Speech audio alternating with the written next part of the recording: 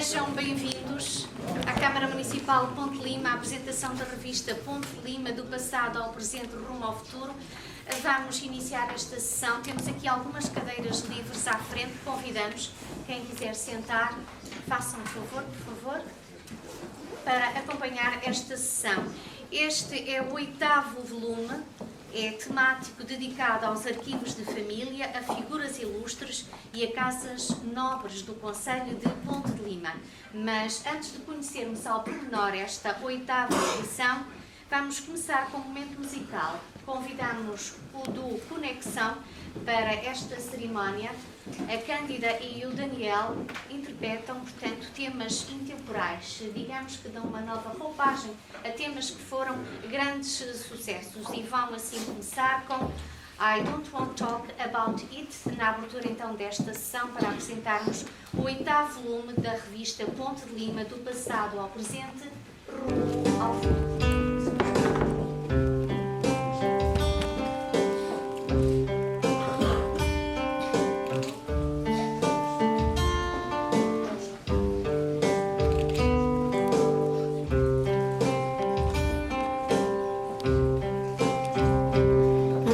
Tell by your eyes that you've probably been crying forever. And the stars in the sky don't mean nothing to you, they're a mirror.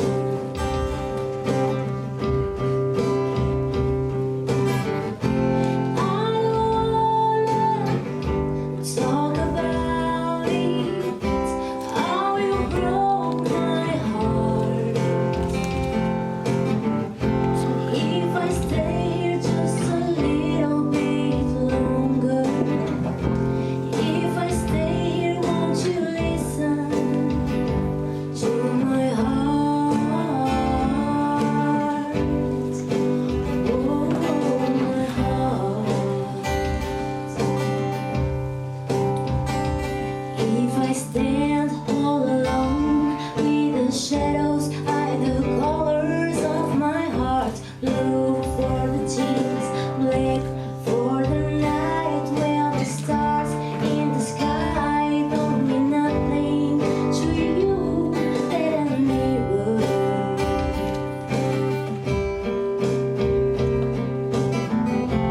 I don't wanna talk about it. How you broke my heart. If I stay here just a little bit longer, if I stay here, won't you listen to my heart? Oh, my heart.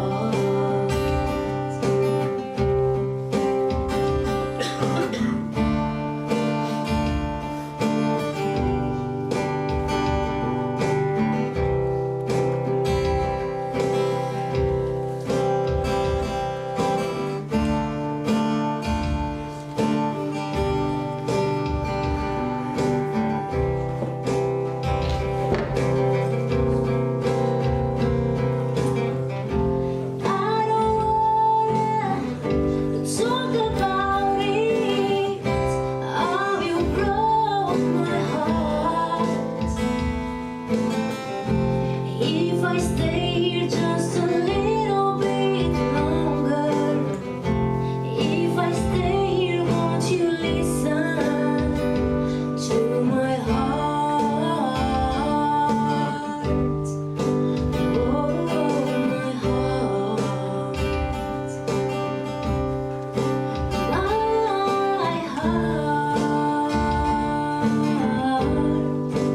Oh, my heart. O futuro está a cargo do professor Dr. Armando Malheiro da Silva. Antes de iniciar então esta apresentação, fazemos também uma breve apresentação do professor Dr. Armando Malheiro da Silva. É professor catedrático da Universidade do Porto desde setembro de 2017. Tornou-se professor agregado em 2016 pela Faculdade de Letras da Universidade do Porto. É doutorado em História Contemporânea pela Universidade do Minho.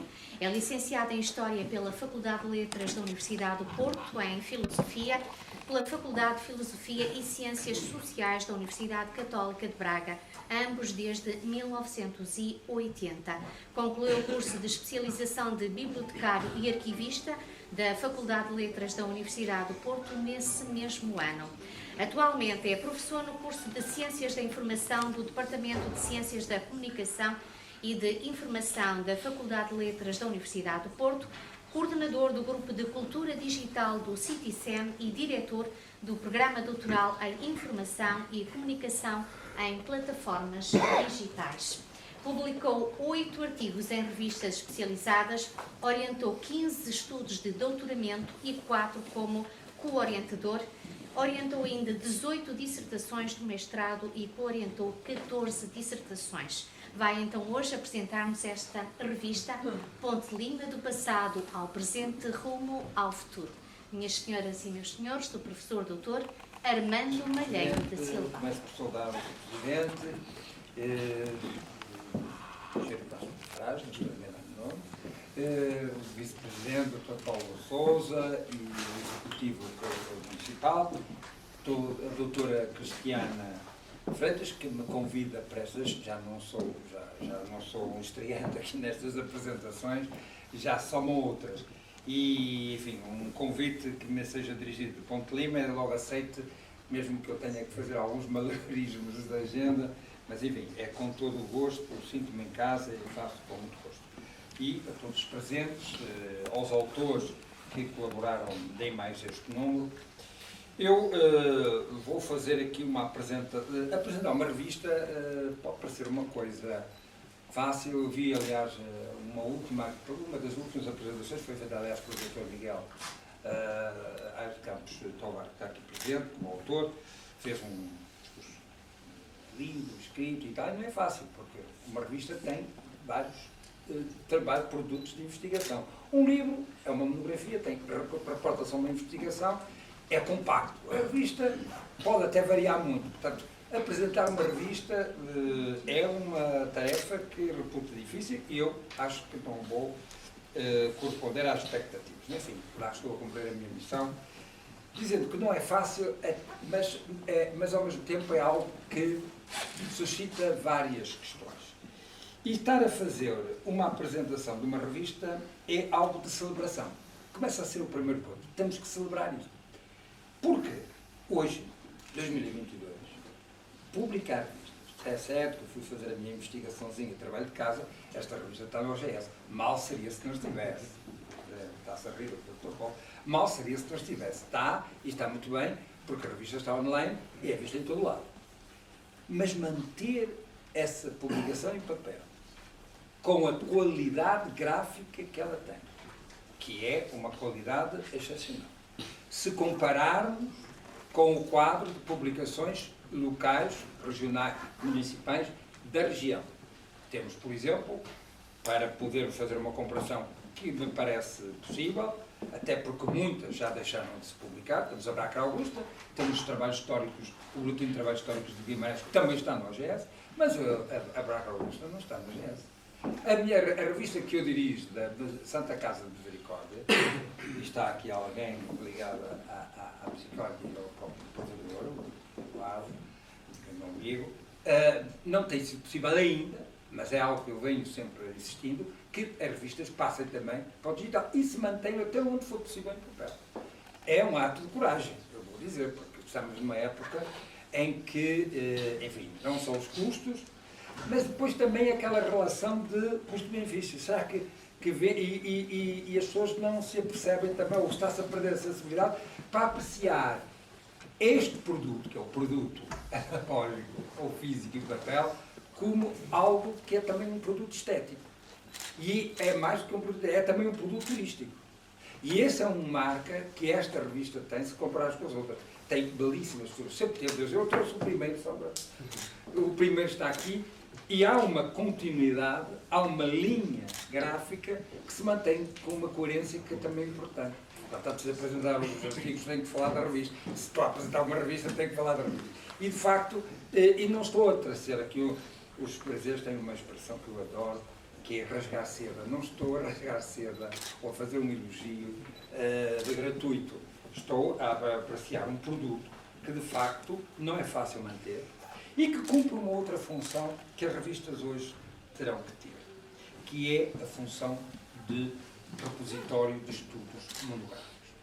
Houve um período, eu aliás trabalhei isso já há muitos anos, e sei que há a intenção, disse o Manuel Vasconcelos, há aí a intenção com o Eduardo, de um estudo, e sobretudo do Eduardo Reis, um estudo monográfico, de fazer um levantamento, uma atualização sobre as monografias e os estudos locais que se vão fazendo hoje. E isso é importante porquê? Porque houve um período do século XIX e do século XX em que se publicaram monografias e se publicavam também as revistas. E os estudos locais são a chamada micro-história, de que temos aqui alguma representação, aqui contribuições importantes, são fundamentais para fazer a macro-história. Aquela ideia de que se tem que fazer uma história macro, nível nacional, porque é pequena, não interessa, isso é uma visão distorcida, tem que se fazer uma abordagem sistémica em que o micro é fundamental para irmos construindo uma visão macro sólida, irreversível, sempre a ser revista, naturalmente. E estes estudos hoje é difícil, até pela complexidade do que falta estudar, e é muito, tem que ser interdisciplinar. E, portanto, fazer monografias interdisciplinares, só com equipas, hoje temos de trabalhar cada vez mais em equipas, não são só os das áreas tecnológicas que fazem estudos em equipa, ou das áreas das ciências naturais. As ciências sociais têm que fazer trabalhos em equipa. E então, uma maneira de ir prolongando essa boa tradição de estudos locais é, efetivamente, ter publicações periódicas que, renovando os seus colaboradores e dando espaço às novas gerações, e isso é também aqui algo que, por exemplo, este número, mas números anteriores também, se nota aqui em Ponte Lima uma geração de investigadores não jovens, outros não tão jovens, mas que estão a fazer, digamos, a renovação natural, e isso é importante, porque são eles, no fundo, que vão trabalhando a memória do município e da região e vão consolidando essa linha de estudos locais ou de monografias que, se desaparecerem, então é a identidade coletiva também que está em causa. Portanto, eu percebo por isso que seja, de facto, uma exigência e um imperativo para todos os municípios, mesmo que isso eleitoralmente possa não ter uma expressão muito óbvia, está ao nível de assegurar o saneamento, o bem-estar, porque é a memória, é a identidade, e sobretudo numa terra onde essa identidade foi sempre muito bem cuidada, por razões que são bastante específicas de concluir. Por isso, há que saudar, sobretudo, esta iniciativa de ir publicando. Será sempre em OGS. E também irá sendo em papel. Eu ficarei triste o dia em que desaparecer o papel, mas compreendo perfeitamente o sinal dos tempos. Dizia-me o Dr. Paulo, não está fácil. Os tempos não são fáceis para manter a tradição. Temos que renovar, digamos, e temos que aceitar os novos desafios, aceitando os novos tempos e os novos suportes como um prolongamento daquilo que vem de trás. Não podemos perder a identidade. Temos que transferir a nossa defesa da identidade do património para os novos suportes, naturalmente. Isso é o grande desafio. Mas aqui está um número. Um número que vem cumprir algo que no número 6 se dizia que era esta revista que tem a direção não muito, digamos, discreta, vou chamar discreta, do arquivo municipal, mas esta revista tem, digamos, uma orientação editorial de números temáticos e números monográficos. Os monográficos relativos às figuras e os temáticos. Por exemplo, o primeiro foi sobre as escolas do ensino. Depois, o 6 é também temático diverso. Este volta a ser temático, no sentido de que fala-se dos arquivos de família. Na verdade, é mais do que os arquivos de família. É a micro-história, a história de família, mas não só a história de família. É a história da família, história de alguns personagens importantes, nomeadamente protagonizados através do seu acervo, o Conde da Barca, E uma referência importante dentro da família, mas também à produção de vinho, a Calheiros e à produção vinícola, que é algo de muito importante e que se situa para além da própria do passado. Aliás, o estudo começa com uma referência, com uma análise aprofundada do meu colega professor António Barros Cardoso, mas que vem com a história da família, do Paço de Calheiros, mas depois vai encontrar nos arquivos ou na documentação referências para aprofundar algo que não é muito comum, mas já tem sido também um projeto lançado aqui no Porto, através da Universidade do Porto e de entidades também de caráter associativo, a que o professor António Carlos está ligado, que é o estudo, não é só do vinho havia o estudo do vinho do Porto, o Museu do Douro, mas também para a região dos vinhos verdes, que está a ser sistematicamente estudado. Isto aliás, é um ativo turístico e económico. E, portanto, é abordado na história e faz aqui a ponte interessante com a economia e com a própria sociedade e as suas marcas profundas. Temos, por isso, aqui uma revista que eu li, e isto não é uma crítica, eu já tive a oportunidade de fazer assim, comentários e o Nogés pode sempre fazer-se recriações. Eu, por acaso, li esta revista e este número de uma forma muito pessoal. Porque não comecei pelo primeiro artigo que aqui está, que é no encalço de uma memória limiana, retalhos arquivísticos dos vínculos de Nossa Senhora da Vitória e São Bento, que é um estudo de microhistória, mas também de investigação, a lembrar quase também aquilo que me agrada muito na história, que se tem que fazer quase a partir do zero, policial, de Sherlock Holmes. Há aqui uma busca a partir dos arquivos, do resto de documentos familiares, e depois ir buscar a vários lugares de memória, vestígios, para reconstituir o puzzle. E em Portugal esse trabalho é muito doloroso, porque os arquivos estão como estão e os particulares, tirando o bom exemplo de Ponte Lima, que tem uma interação com os proprietários, uma consciência de preservar o seu património documental, não é fácil. Estão por aí, estão perdidos, estão avulsos, estão escondidos, estão destruídos, muitos deles. E eu não comecei por ele. Comecei pelo artigo do jovem investigador, mestre, ou mestrando, penso que está a fazer um mestrado na Nova, um trabalho muito original, que não é a minha área temática e de investigação, de época de interesse, né? E tenho sempre um certo...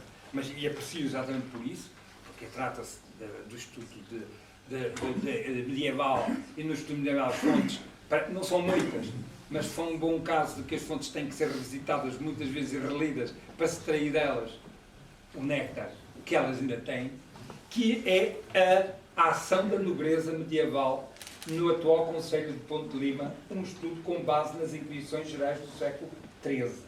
Vai às Inquisições, que são conhecidas dos especialistas, foca-se aqui na região de Ponte de Lima, identifica linhagens, analisa a forma como o senhorialismo, aliás, vai retomar o tema do feudalismo, que eu sempre aprendi quando fazia história, que havia aquela ideia de que nós em Portugal não tivemos um feudalismo, tivemos um senhorialismo. Esse senhorialismo já foi teorizado a nível da escala nacional, mas a nível nacional, mas qual a sua caracterização mais fina? E só fazendo estudos de microhistória, como este, que de facto nos começa a dar uma visualização mais precisa deste mapa e deste fenómeno, que é um senhorialismo ibérico. Ibérico e português, porque depois há nuances mesmo na Península Ibérica, e não é o feudalismo que os livros de história, não é aquele feudalismo do livro de história tirado à francesa com uma mitografia também algo empolada por uma historiografia que se repete, não é? E que está a aguardar novas revisões. Portanto, comecei por este. Passei depois para o artigo, que é de facto um estudo de encalço, de busca, de andar a fazer um puzzle difícil de fazer, mas que mostra também, e o Dr. Miguel é também destas novas aquisições de investigação aqui do Ponte de Lima, está aqui, regressou depois da sua formação no estrangeiro, não é um estrangeirado, mas é que vem do estrangeiro para cá, e é um ativo que Ponte de Lima está a beneficiar e vai beneficiar Santana do Monte, e depois pulei para os estudos sobre o Conde da Barca, que são dois estudos diferentes. Um é sobre o Conde da Barca empreendedor, como hoje se chamaria, Sr. Manuel Guilherme Vasconcelos. E outro é mais arquivístico, de facto, porque é o resultado muito parcial de um trabalho do Dr. Abel Rodrigues, que está a fazer na altura do doutoramento, em Lisboa, que eu tive o privilégio de orientar no mestrado, e ele no mestrado que fez foi exatamente sobre o arquivo e a biblioteca, ou seja, o sistema de informação, para sermos mais exatos, do Conde da Barca, com base no que existia no arquivo, que é uma história custodial, que ele aqui fez. Como é que os dois foram para lá? Eu hoje já estive na casa, aliás, foi o gentil convite de ir à Casa de Sá, que eu tinha no meu imaginário por ser o local, a residência do Conde da Barca, não é? Portanto, essa Casa de Sá, e ele foi transportado para Braga, através do Dr. Manuel de Oliveira, foi parar à Câmara de Braga e acabou no arquivo, e eu, como trabalhei no Arquivo Social, ou foi uma das realidades que encontrei de manuscritos de obras que eram da biblioteca do Conde da Barca e depois o próprio acervo do Conde da Barca, a parte documental, que tinha muita coisa de função misturada com particular. Aliás, ele fala aqui da correspondência particular. Esta definição, e faz aqui um esforço de análise muito interessante, que é tentar dizer como é que se consegue, num conjunto de epistolográfico, ele trata da correspondência, é uma parte do acervo, distinguir o que é particular do que é público. Isto não foi só para o Sacusório. Eu lidei com arquivos de presidentes da República, por exemplo, cuja parte, digamos, toda da correspondência que era mandada para o secretário pessoal do Presidente da República foi parar a casa dos familiares do Sr. Paz. Portanto, aquilo é privado ou é público? Estava a receber correspondência e a responder a essa correspondência enquanto titular de um cargo. Portanto, e isto pode parecer fácil, mas isto das distinções, uma das soluções que se encontrou para resolver um pouco isto foi a tramitação. Procurar encontrar vestígios no próprio documento de que está a tramitar pela Secretaria. Por isso é que a estrutura dos órgãos, das instituições é muito importante. Onde é que entra a correspondência? Para onde é que ela vai? Esse rastro é muito importante, porque mostra e ajuda a separar aquilo que é institucional, efetivamente, e aquilo que, paralelamente, pode ser tratado pelo próprio titular do cargo, mas fora da tramitação oficial. Portanto, e essa será uma das formas, não é a mais fácil, mas é talvez, apesar de tudo, a que tem alguma consistência para fazer esta distinção. Claro que o Dr. Abel aborda a correspondência partindo, obviamente, dessa base arquivística, porque foi uma abordagem arquivística e de ciência da informação que ela fez, mas depois faz-nos, está aqui um material que está online, precioso, que são as prosopografias de todos os rematentes que assinam a correspondência e a interlocução com o Conde da Barca. Isto são pequenas pérolas, ou são pérolas que se juntam a outras, porque são elementos que se vão juntar a outras e que vão formando um retrato, perfis de muita gente que já tem alguma informação dispersa noutras fontes e que por aqui fica chamada a atenção de que há aqui informação e depois tem que haver alguém, e a informática pode ajudar-nos muito nisso, a corrigir, a completar. O trabalho do Sr. Manuel Guilherme o assunto da fábrica, não era novo. A fábrica, eu sempre ouvi falar da fábrica. O problema é voltar a visitar a fábrica, localizar a fábrica, recolher informação que está no arquivo, que não chegou a ser totalmente explorada, porque há lá muita, e outra que tem que ser ainda devidamente vasculhada, e trazermos isso como, obviamente, uma marca do que foi o processo de proto-industrialização no final do século XVIII, em Portugal. Enfim, foi muito complicado e há que inserir isso depois no contexto. Nós realmente por razões muito próprias e também geográficas, de estarmos onde estamos, na localização europeia que temos, não podemos estar na vanguarda. Nós recebemos os impactos, nós somos um pouco como aquele que o tremor está no epicentro e nós apanhamos os reflexos naturalmente onde temos que os apanhar, já num encadeamento mais tardio, mas apanhamos.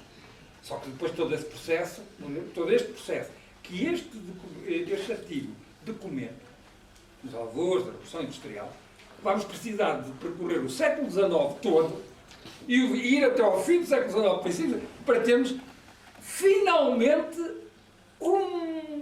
uma concretização da reindustrialização e mesmo assim com um setor primário ainda muito grande, problemas ainda das cidades não completarem ainda verdadeiramente um êxodo.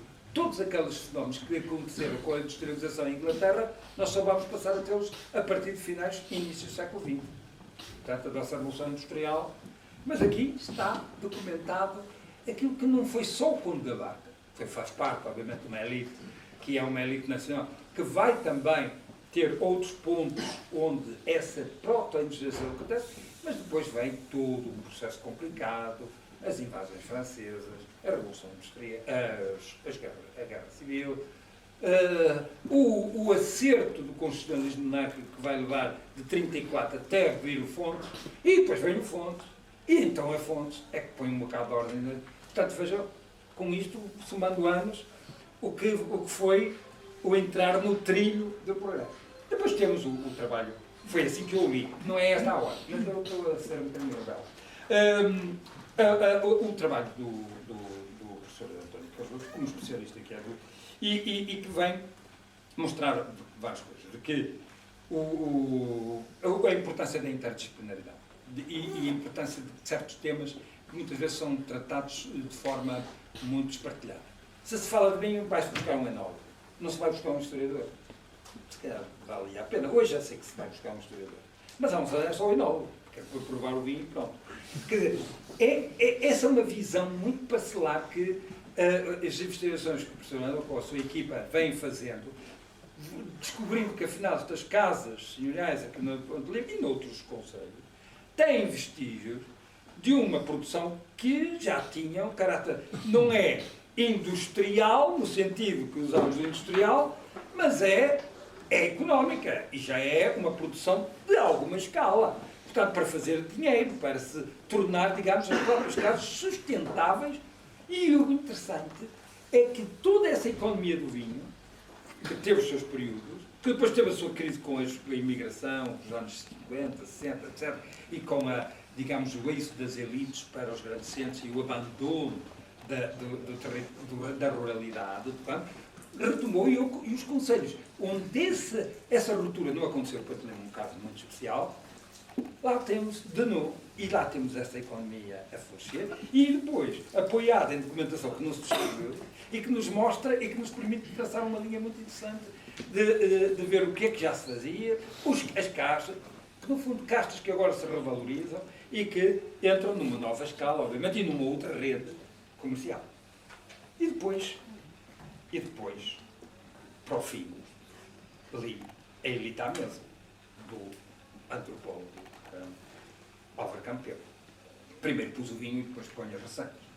Não me parece uma ordem de... Pelo menos é a ordem que me agrada. É pôr primeiro o vinho e depois...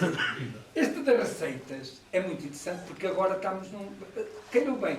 Mas depois eu fui fazer algum trabalho de casa e percebi que Ponte Lima, que aliás, me surpreendeu nada, o trabalho que vem sendo feito, projetos interessantes, que são feitos não apenas com os estudantes, cá está, numa perspectiva interdisciplinar, vão buscar antropólogos para fazer o quê? Ponte Lima à mesa. E isso ali veio, porque aquilo está bom. E está online. Lá estou agora puxado tudo online. Fiquei com a vida. Não dá, mas fica-se ali entusiasmado. E, de facto, temos online. Eu, claro, vi que também havia o livro. Mas cheguei até a Macanha, então não vou poder ler. Já está na internet. Claro, eu sou feito de papel. Mas, cá está um projeto que vai tendo outras réplicas. Porquê? Por exemplo, ainda saiu recentemente um estudo referente a Paredes de Cora, que é os cadernos que eu acompanhei, por acaso é um estudo que eu acompanhei, cadernos da Casa do Outeiro, um receituário senhorial de Paredes de Cora, da Sandra Fernandes Moraes, que fez, aliás, tese de doutoramento, cá está, e que, assim como no estudo, que foi o resultado do projeto que envolveu cerca de levantamento de 600 receitas, não é brincadeira, que o Álvaro Campbell fez, que tenho o prazer de conhecer, com quem que tenho muita estima, e que fez, e que na sequência disso foi encontrar as receitas da menina Renta. O que é que isto permite? Cá está. Pequenos retalhos, não é? Isto permite, depois o quê? É claro que ele faz uma leitura de que as elites, de que há aqui umas clivagens, claro, que o comer não comiam todos da mesma maneira e não deram a importância social e não valorizaram socialmente, porque isso tinha a ver com um estatuto económico. Mas a verdade é que há aqui coisas muito curiosas. As cozinheiras, que eram pessoas do povo que serviam à mesa dos senhores, eram, no fundo, as verdadeiras detentoras, muitas delas, do segredo culinário. Está bem que as meninas também tinham receitas, mas era na cozinha a distinção social esbatia-se um bocado. Depois, à mesa, ela voltava. Mas na cozinha, a cozinha parecia ser um espaço algo, se não democrático, sincrético. Porque as cozinheiras vinham, de facto, acabavam sendo, aliás, algumas delas,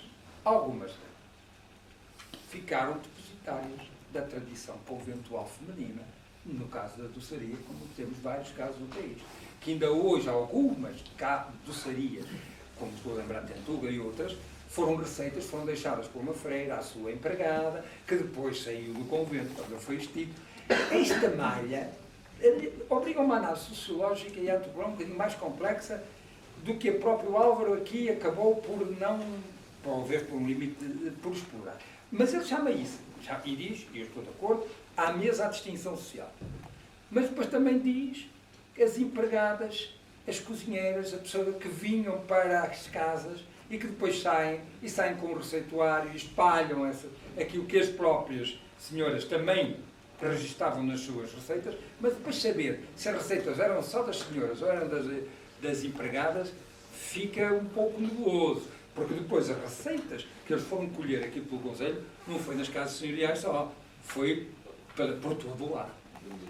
Depois termina com uma recensão, que é uma marca de todos uma recensão de modo. Neste caso do Presidente, os presidentes da Câmara Municipal de Ponte Lima, estive, que me lembro, a última onde estive foi dos presidentes da Câmara de Felgueiras, e isto é também uma iniciativa que as câmaras devem, claro, não tenho dados, não consigo procurar muito, mas vale a pena de vez fazer um certo rasteio, hoje a internet permite isso, quantas câmaras já publicaram o rol dos seus presidentes.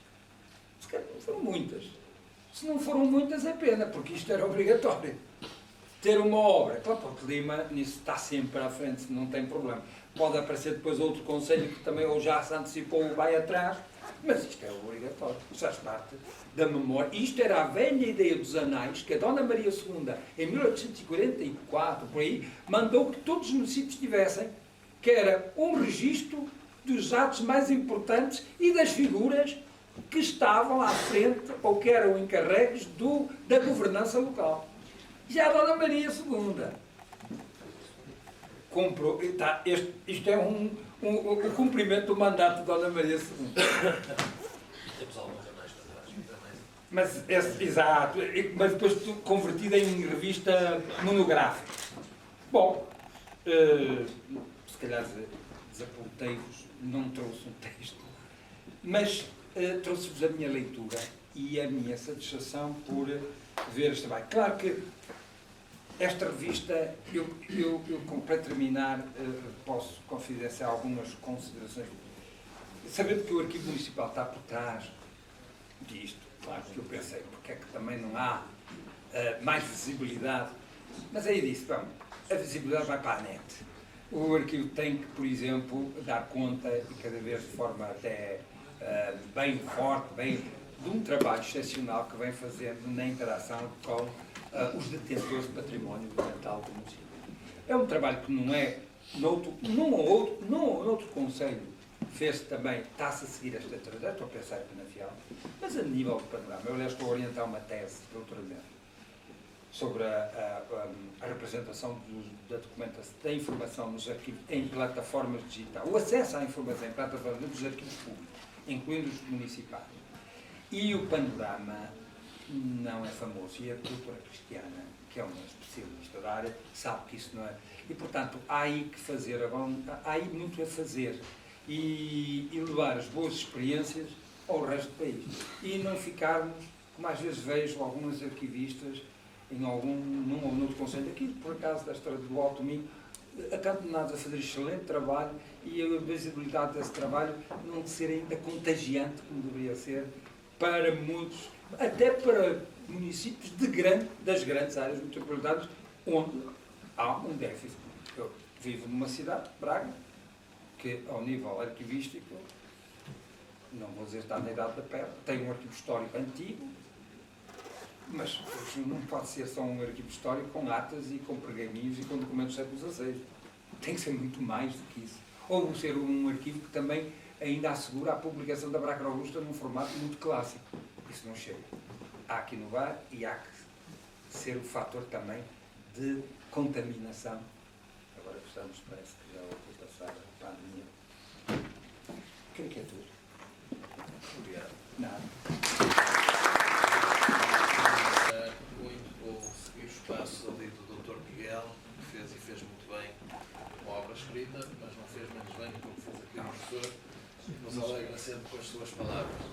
Eu queria começar por cumprimentar os senhores vereadores, a senhora vereadora, Dr. João Pimenta, ex-presidente da Câmara de Ponte Lima, que também nos acompanha aqui hoje, todos os representantes de todas as instituições de Ponte Lima, os membros da Assembleia Municipal, não me querendo enganar, nem esquecer de ninguém, os excelentíssimos senhores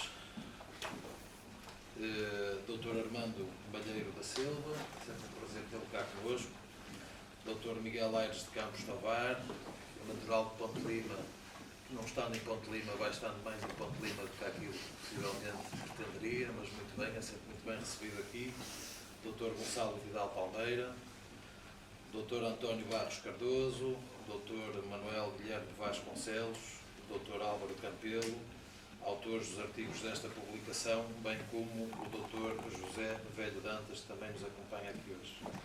Comunicação Social, minhas senhoras e meus senhores, apresentamos hoje a 8ª publicação da revista intitulada Ponte Lima, do passado ao presente, rumo ao futuro. Projeto editorial iniciado em 2017. Passados estes 5 anos, comprova-se a consolidação deste projeto, que auguramos irá continuar por muitos mais anos, dada a relevância que tem tido em permitir-nos conhecer e consolidar um pouco mais sobre a história do concelho de Ponte Lima. Com o somatório dos vários números desta revista, agora 8 no seu total, é clara a importância desta publicação cultural, intemporal e memorial, traduzindo-se também como um espaço de recolha de informação com rigor e com base de consulta da nossa história, bem como elemento de ponto de partida para outros eventuais trabalhos.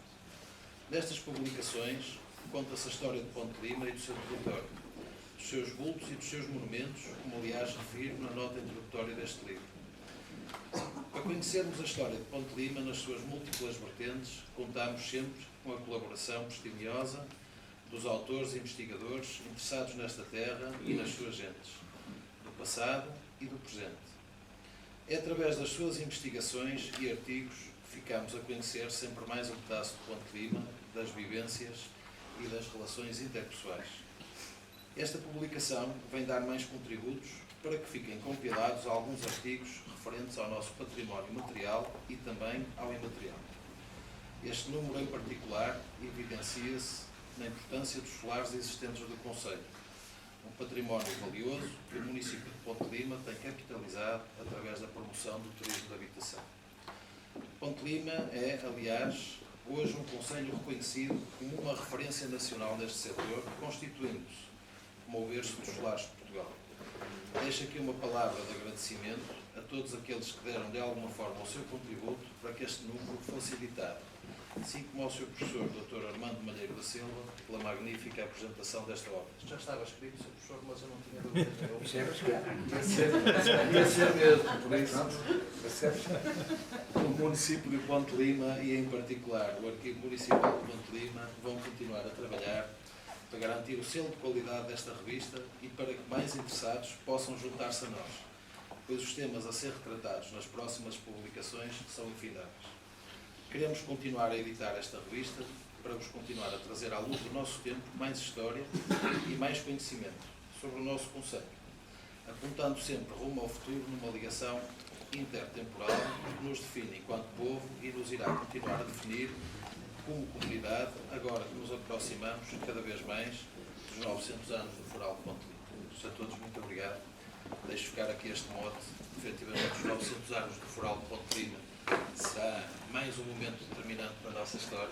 Uma grande parte das pessoas que estão aqui dentro desta sala, tenho a certeza absoluta, que serão umas das pessoas mais interessadas naquilo que será o passado, o presente e o futuro do nosso concelho. Por isso agradeço-vos a todos por poderem cá estar hoje, podermos encher esta sala com alguma alegria. Enquanto Presidente da Câmara, vejo que efetivamente este é um bom trabalho, é um trabalho que merece a continuidade, porque efetivamente aquelas que são as pessoas que interessam neste panorama cultural estão cá praticamente hoje todas presentes. Por isso a todos, muito obrigado por cá estar. Espero que em breve nos possamos ver aqui novamente para mais edição de mais uma revista desta natureza. Muito obrigado.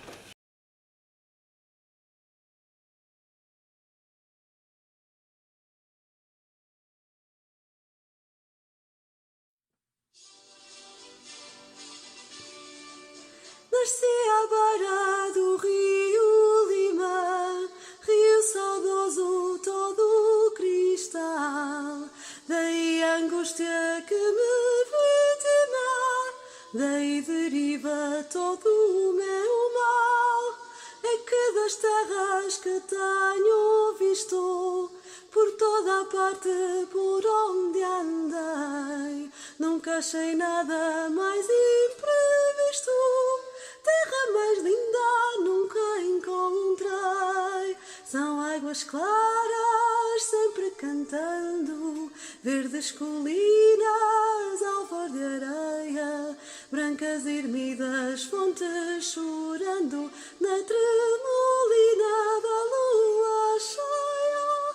Brancas ermidas, fontes chorando na tremolina da lua cheia. Nasci à beira do rio Lima, rio saudoso todo cristal. Daí a angústia que me vitima, daí deriva todo o meu mal. É que das terras que tenho visto, por toda a parte por onde andei, nunca achei nada mais imprevisto. Terra mais linda nunca encontrei. Se afunda a mágoa que me exaspera, negra saudade